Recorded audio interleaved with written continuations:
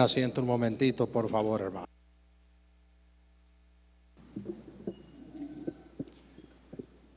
Queridos hermanos presbíteros, señores diáconos que nos acompañan, ministros, todos, miembros de los diferentes grupos y comunidades, hermanos todos,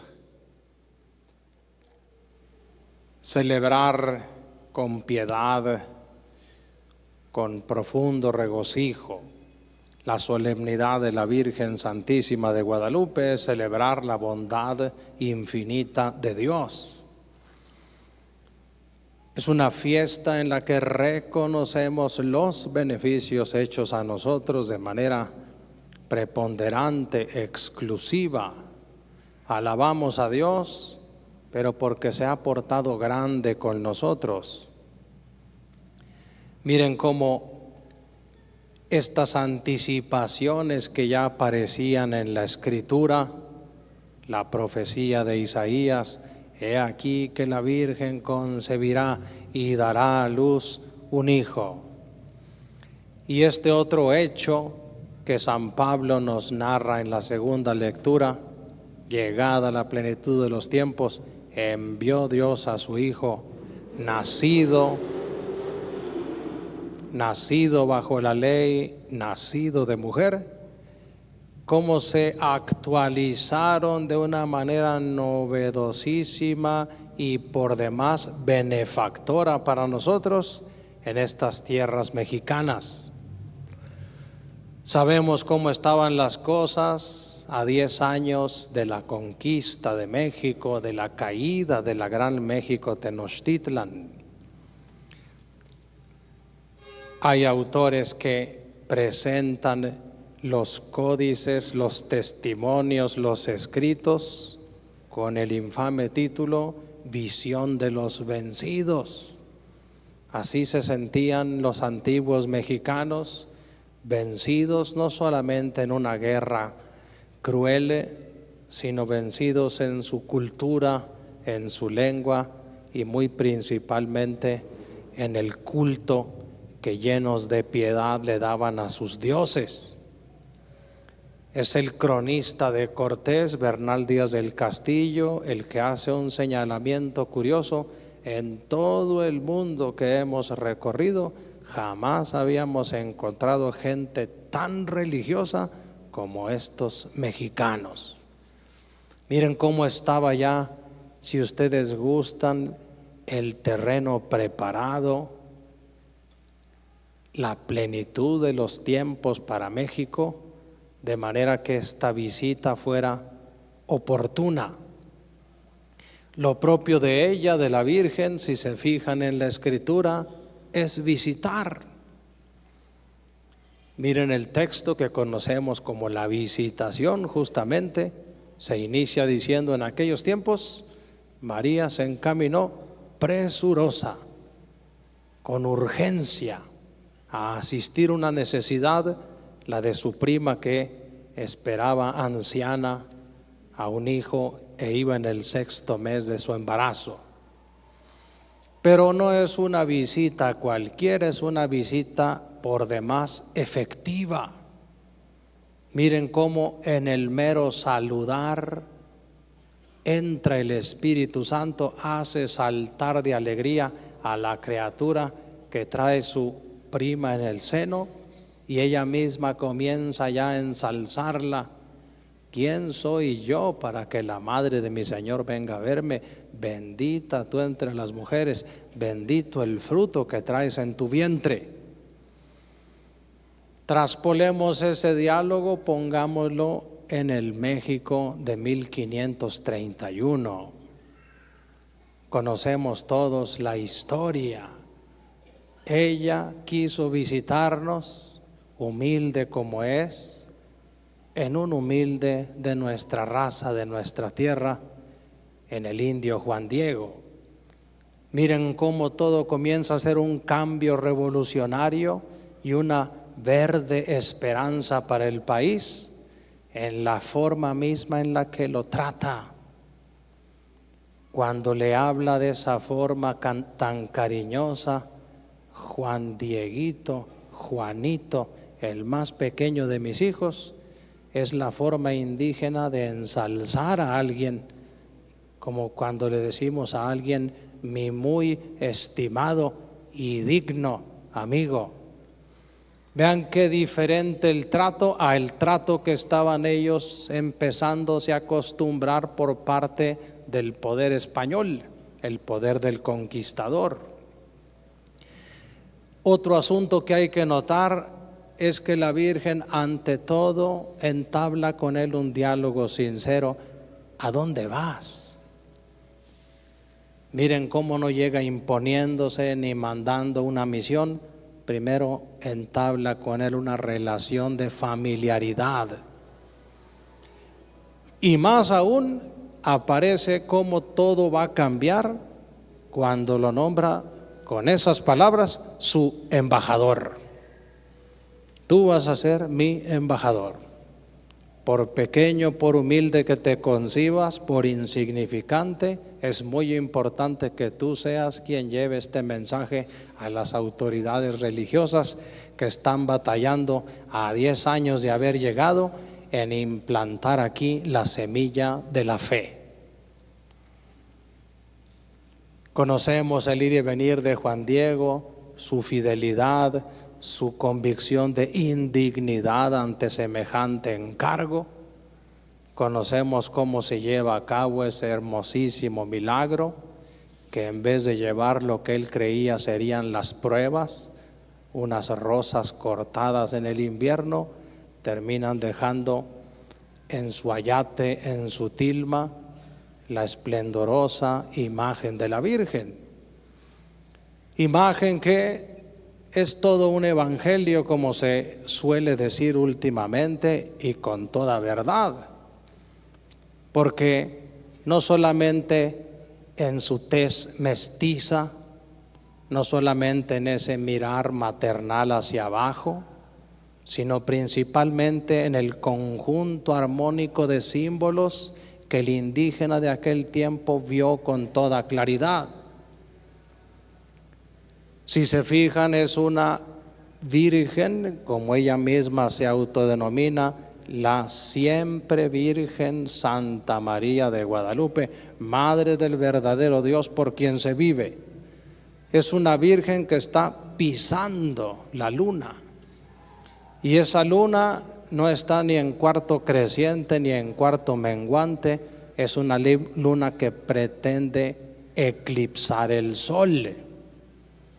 Ese eclipse es un símbolo de esa oscuridad que estaba llegando a México y que el indígena la presentía y la percibía con el dominio español, con la destrucción de su cultura, de su cosmovisión, de sus ciudades, de sus templos. Si se fijan, la pierna izquierda de la Virgen tiene una flexión que le da dinamismo al cuadro, de manera que ella está eclipsando el eclipse, o alumbrándolo si ustedes gustan, de manera que el sol que ella porta en su seno viene a disipar esa oscuridad. Ellos que esperaban en su cosmogonía el quinto sol, aquí aparece la portadora justamente de ese sol que preludia una nueva humanidad como la esperaban las culturas de aquellos tiempos. Fíjense cómo su visita no viene a anular las dos partes que están aquí en conflicto, viene más bien a mejorarlas por la vía de un enriquecimiento mutuo, de manera que cada parte, el dominio español con su cristianismo europeo, las culturas indoamericanas con su manera de ver el mundo, con su piedad que los dispone a la visita de Dios, ambas van a reunirse para dar nacimiento a lo que pudiéramos llamar una fe mexicana. La fe la traían los españoles, pero esa semilla vino y prendió en un suelo propio y se transformó en una voz más del cristianismo en el mundo. Una fe muy mexicana, pero profundamente cristiana por la vía de la Madre del Hijo Eterno de Dios. Con esto, lo que se anticipa para México es un asunto que debemos siempre tener presentes. El 12 de diciembre de 1531 nació Cristo en México. Ese es el día preciso del nacimiento del quinto sol para los indígenas, mexicas, toltecas, mayas, olmecas. Todos logran entender a una el simbolismo de la Virgen. Ese cubrirse con el manto de estrellas, lleno de símbolos de la astronomía de los antiguos mexicanos, les hizo ver el amanecer del día definitivo, del tiempo esperado, del decisivo inicio de una humanidad y de una tierra nueva. Es el doloroso parto de nuestra nación como creyentes. Por eso miren qué significa: he aquí que la Virgen concebirá y dará a luz a un hijo en territorio nacional. Es el nacimiento de este pueblo de fe, profundamente guadalupano, profundamente cristiano. Con esto, la Virgen presenta para México el camino que ha de seguir, que no es el de defenderse anulando, violentando, conquistando, respondiendo a la violencia, sino en esa concordia de culturas que hacen una cultura mayor, la humanidad armónica, llena de perfecciones que reflejan la perfección del Dios creador. Sus manos en esa posición justamente simbolizan para el indígena la armonía del mundo creado, en la que los opuestos conviven armónica y pacíficamente. No tiene que ser la nuestra una cultura monológica, unilateral.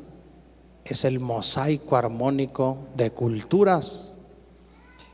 No tiene que ser el nuestro un cristianismo tan uniforme que sea unísono, sino polifónico, verdaderamente armónico.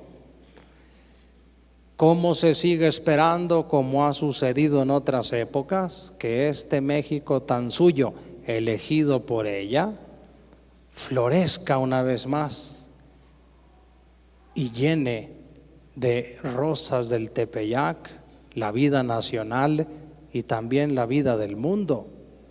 ¿Cuántos países se han quedado sin fe? Principalmente esos que nos trajeron la semilla de la fe. Miren cómo acaso sea el momento de devolver la semilla madurada a quienes la han perdido. Exhibir nuestra vida cristiana con la profundidad que tiene y que alcanza hasta la familia, el trabajo, la escuela, la vida pública, el corazón de cada uno. Ermita guadalupana.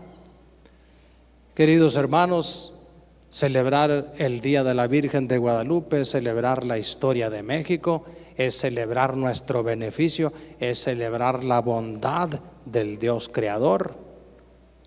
Que por ese camino sepamos nosotros que realmente está naciendo una vez más Cristo entre nosotros, que la visita de la Virgen hace que nosotros exclamemos junto con Santa Isabel: ¿quién soy yo como para que la madre de mi Señor venga a verme?